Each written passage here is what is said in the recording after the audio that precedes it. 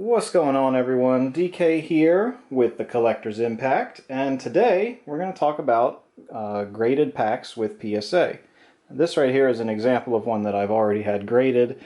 I actually did a reveal video of a recent order that I received from them where I show the grades and the packs.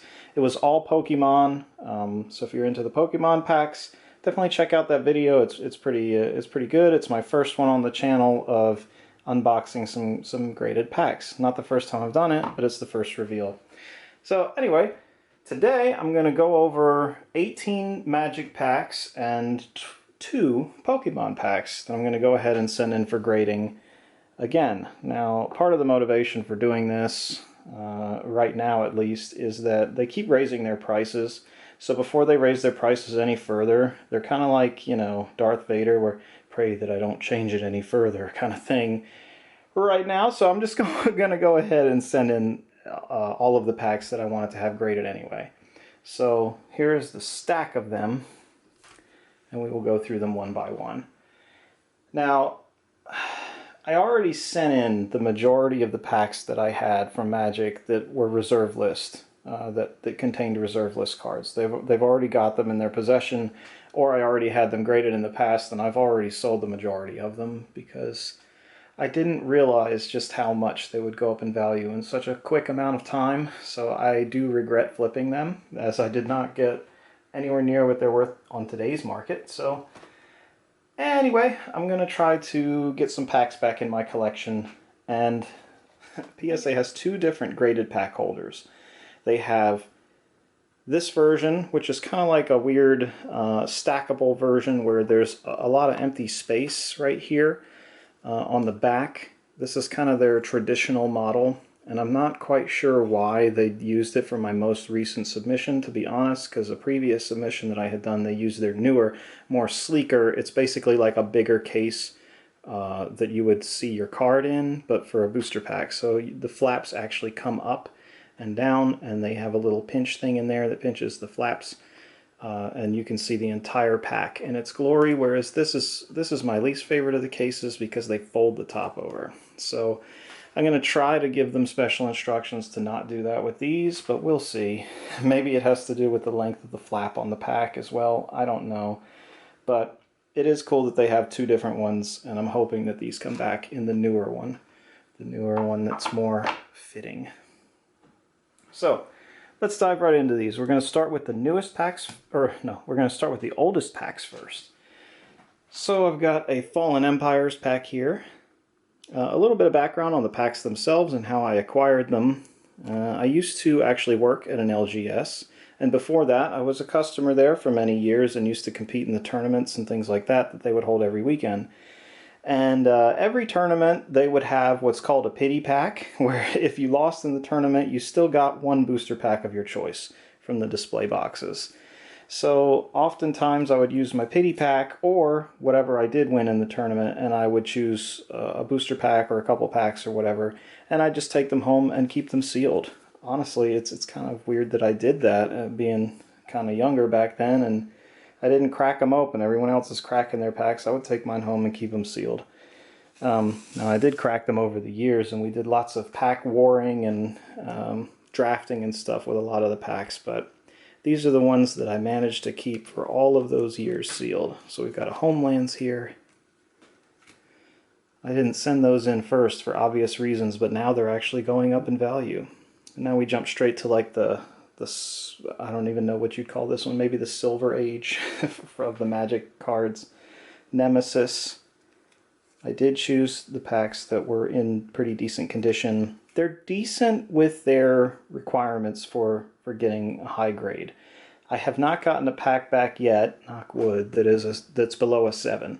7 is the worst grade that I've received. I've received a very fair amount of 9s and a fair amount of 10s and some 8s as well.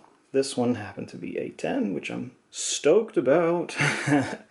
But yeah, so they're not too crazy strict, at least not yet. So I'm hoping that these get 9s and 10s and 8s and stuff like that. We'll just have to see. I'll do a reveal on the channel when they come back, but it's probably going to be at least half a year. So yeah, there's Plane Shift Any one that I had multiples of, I'm going ahead and just sending the counterpart pack, and maybe the counterpart will be for sale in the market somewhere. I might flip it either right away, or I might hold it for a couple years and eventually sell it. But my objective would be to keep at least one copy of each of these packs in my permanent long-term collection. Got some Prophecy going on. Scourge. Now when Scourge came out is when I started working at the LGS. That was in the year 2003 this came out. And I worked there and then eventually became manager and had quite a great time there before moving on to bigger, crazier corporate things. But man, that time period was so much fun. It was the prime time to be a Magic player, I can tell you that. There's Legions. Onslaught is already with them, if you're wondering. So I have Scourge and Legions, but Onslaught's with them. Saviors. I actually have a few extra packs of Saviors, so I'm sending in 2, but I'll probably send in more in the future if these do well in terms of their grading and maybe selling back on the secondary market. Saviors boxes are pretty dang pricey now.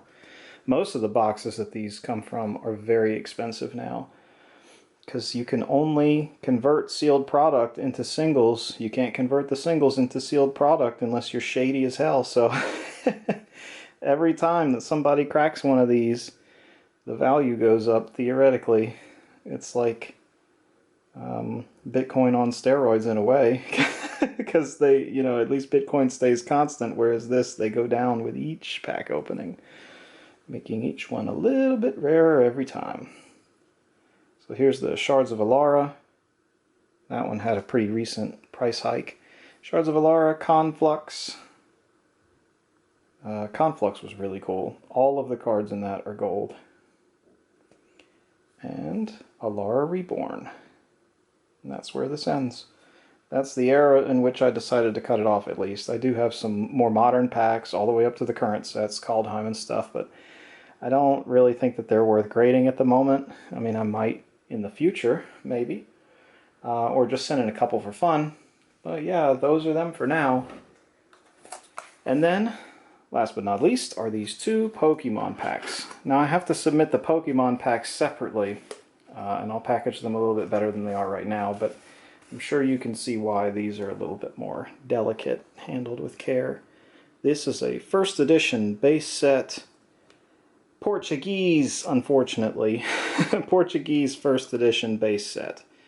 2 packs of that. I did have a third one, I did have the Venusaur, but for whatever reason, I was an idiot, had a little too much to drink one night, and decided to crack the pack and see if there was a Charizard in it, and that was just a bad move. It was a bad move, so yeah, that wasn't good. But I do have these packs remaining, and I'm really hoping that these come back at 10. They're in excellent condition. They really are. The flaps are well preserved. Everything is great in here, and I've gone ahead and sealed them in these graded card sleeves for added protection, and they will be shipped with great care to PSA. It costs $50 a pack to grade these because they're a higher tier. These packs graded should be worth, I don't know, anywhere from $800 to $1,000, maybe more dollars per pack. So they're definitely, they're a pretty big highlight in my collection. I don't have too many collectibles that hold that high of a price tag per item. Yeah, so these definitely need to be priority #1 graded. And then the other ones are going economy, which currently costs $25 a pack. So half the price of those Pokemon ones to grade, which is still a little high because just a few months ago it was only $20 a pack, and just a few months before that it was only $18 a pack, and you can see the trend, so I'm just going ahead and taking care of it now.